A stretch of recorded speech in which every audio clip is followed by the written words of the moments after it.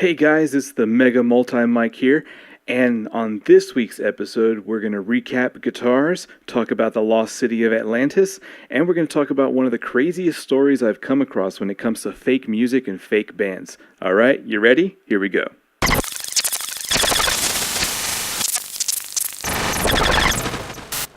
Alright, so thanks for tuning in to the second episode of the Mega Multi Mic Show. So I was working on the first guitar project. I was going to take the faceplate off of an old guitar, put in a new one, which is this fancy wood faceplate. As you can see, I've put in all the new electronics. It still has the original pickups here. It's basically going to be a simple swap. I'm just going to unsolder these and put the new ones where the old ones were. I was also thinking about the business idea for doing guitar restorations and custom guitar work. I mentioned that I wanted you guys to help me come up with some names for that. I had a friend of mine who saw the video and suggested that I name it after the guitar that I showed on that video. If you guys remember, the white and black Chaos and Order is what I call it, having the guitar company name Chaos and Order Guitars, which sounds kind of cool, actually.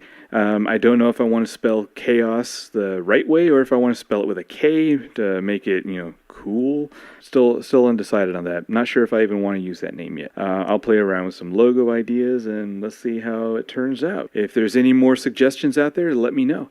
When it comes to business, it's all about maximizing efficiency and measuring risk to return. The number one priority for me is time. Time is very, very limited.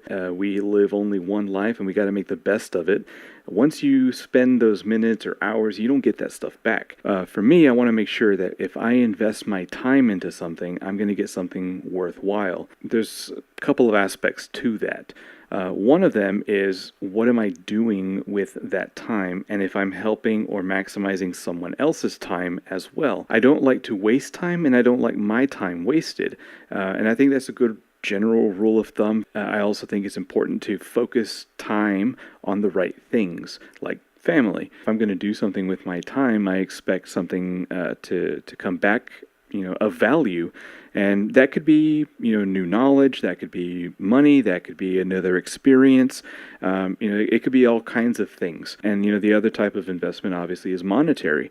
So when I talk about risk and return, there's different metrics that you can use for that. When I look at this kind of a business working on the guitars, one of the returns for me is having a calm mind. Because, I am a person who has ADHD, I have an anxiety disorder, so for me, doing something with my hands, having the ability to focus on something is really therapeutic for me.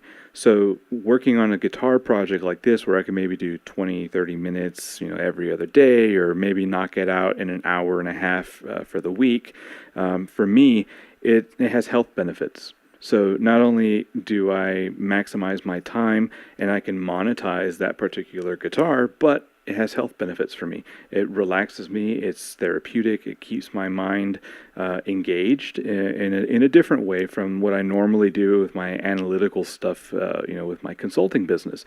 So for me, great payoff in terms of having that kind of a business in mind. So, I would like to pursue that. And, you guys get to see it happen in real time. I'll keep you updated on that. Next subject, which I'm going to go into the lost city of Atlantis. So I pulled up an article here I found that's titled "Experts Claim They Have Found Ancient Ruins of Atlantis." Now, I'm sure all of you have heard of Atlantis. I first came across Atlantis when I was reading about ancient philosophers. One of the earliest Greek philosophers of Plato actually claimed to have seen this place and written about it. And I'm going to put a link down on the bottom of the video if you want to check out this article.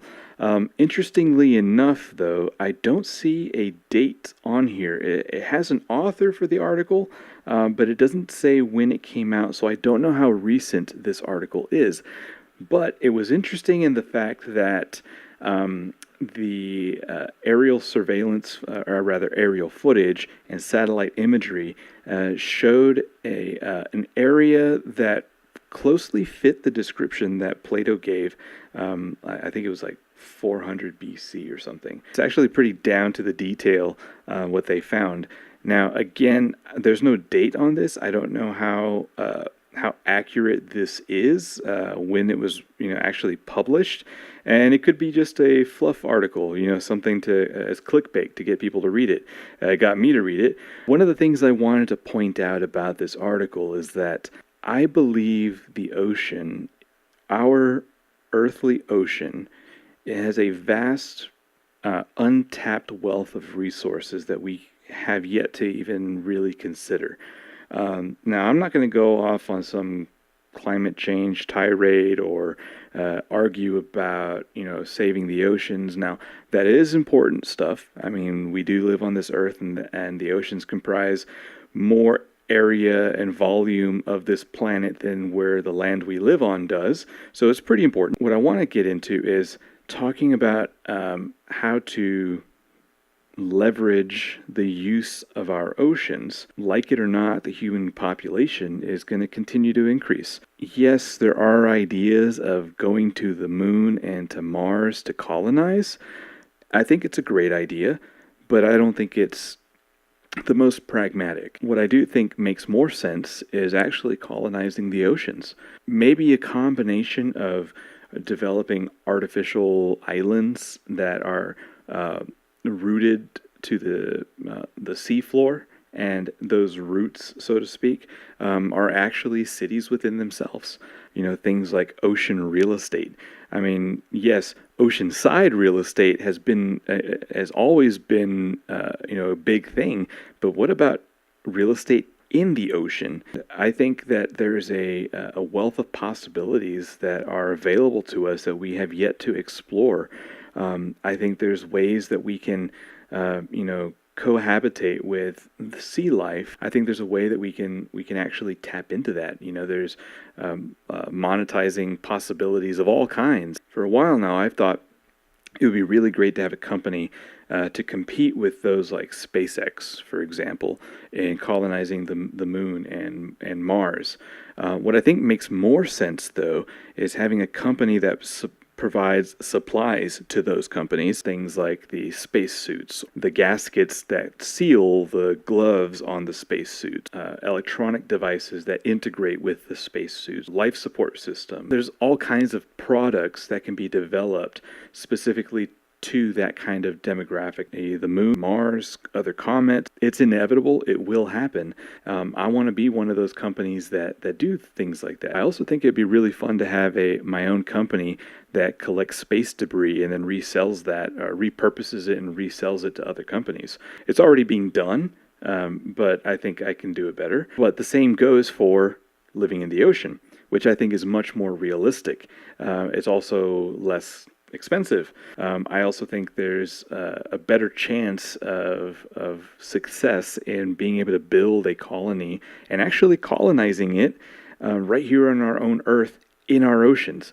I think that's pretty exciting. Maybe I might name my first city Atlantis, and you guys can check it out. I have a great hotel, maybe a theme park. Let's go ahead and talk about our next topic for today's episode. This one is kind of funny. It's really interesting. Honestly, I like heavy metal. I like hard rock.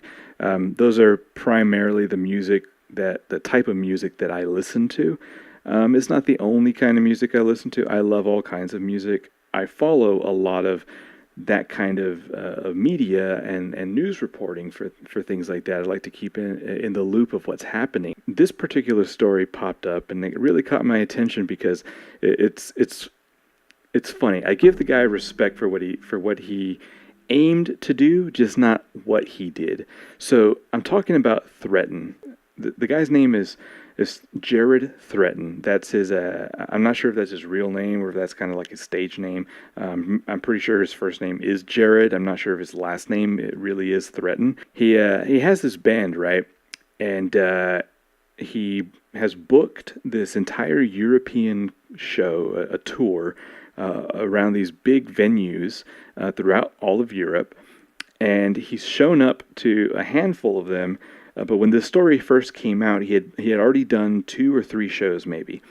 At these shows, only 2 people show up per show. And supposedly, he's been everywhere, right? They dug a little deeper in these articles that I've been coming across, and it turns out that this guy, he created a fake record label, then he created a fake booking agency, and then he created a fake booking agent. He was putting on his websites, which actually look very professional.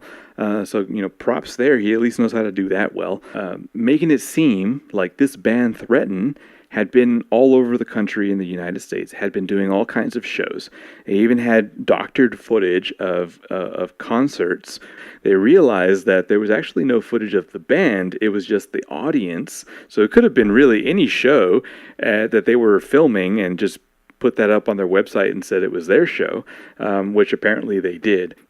They conned this entire European show tour, and they pulled it off. And I mean, yeah, by this time, cat's out of the bag and all these venues are starting to cancel their shows. And this is a gutsy thing. I mean, if you're going to try and go out there and run an entire European show without a fan base, and get this, then they had to prove ticket sales. He said that there were like something around 200 pre-sales in tickets, right? And that there was about as many RSVPs saying that they were going to that show on Facebook.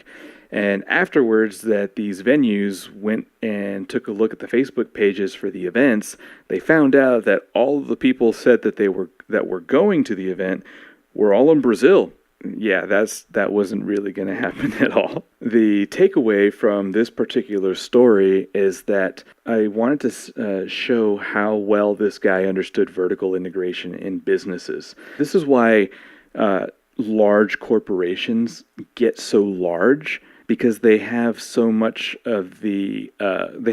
control over all the aspects within the workflow of their environment.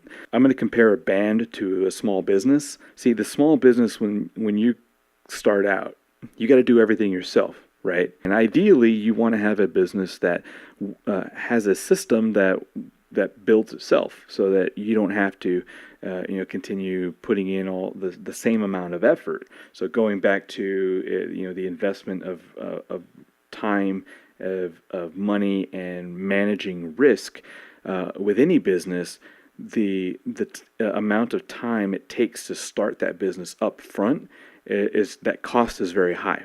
And that's all part of the balance of weighing what the risk to benefit is. But over time, your risk, the time commitment that you are required begins to diminish, because you start building systems that work for you. That's the idea. That's the whole goal of having a business. Now, in the sense of a band, same exact thing. You need people buying your merchandise, buying your music, and if no one's heard of you, you don't have a fan base. You got to build that fan base. Once you have a fan base, then that fan base, starts to perpetuate. They tell their friends about you, and their friends listen to you. They buy your merch, they buy your music, and now you have a machine going. The initial effort up front is always much bigger than it is later on down the road. Now, the small business may not have all the systems in place that a larger corporation does. For example, if you're a small business and you got to print out your own business cards, print out your own flyers, you got to go on your own Facebook page to promote yourself and do videos, and have your own YouTube channel just like this. That's you don't have your own in-house department to go do those things for you. That's what you got to compete against. The big business, in this case, in this example, is going to be the record label. So the record label doesn't actually do the recording in-house. They outsource that. They contract it with a professional who knows how to do the audio engineering. They have a professional come in to oversee the production pre, during, and post, so that they can produce this product that they're going to put out to the masses, which is the band's music, they will buy. Now, the record label understands that they need all these parts in play, so they tap into those other resources, which are like the booking agencies, the marketing companies, the PR firms. They have all these different aspects to the business that they don't necessarily have in house, but they might own or partially own. It keeps things kind of separate in terms of liability. And I might do an episode later on about, the entities and how to structure a business and things like that. At some point, you have to decide in your business if you want to go from being the little guy doing it all on your own to being the bigger guy or slightly bigger than what you currently are and outsourcing things. In my personal opinion, I think the sooner you can get to a point where you can outsource things, the better you are in your business. It goes back to your investment of time and of money.